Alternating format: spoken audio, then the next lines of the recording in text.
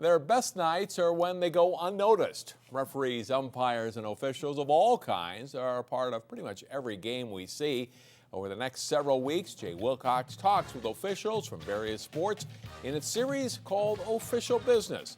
We start with a baseball umpire from Brooklyn Center. Baseball coaches and managers don't always get along with umpires. This week on Official Business, we meet a guy who has seen that relationship from both sides of the fence. Hey! Nice spot. Meet Tony Schrepfer of Brooklyn Center, a baseball fan through and through who gets his fix through umpiring. It brings me back to being a kid, going to the park, pile of gloves on the field, everybody splits them up, let's play for a while. An official for about 30 years in all, Tony's also the head baseball coach at Minneapolis Edison.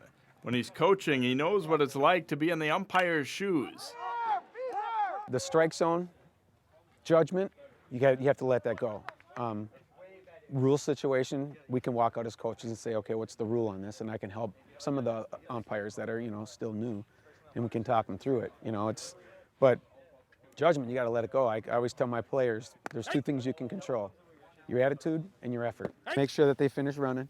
For Schrepfer, the start of a good game happens well before the first pitch. He believes good communication pregame is vital.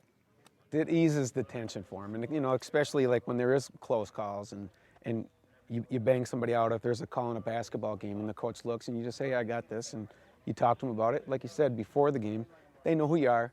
After you've been in a situation or for work for certain schools or people, they're like, hey, Tony's here today, we'll be all right.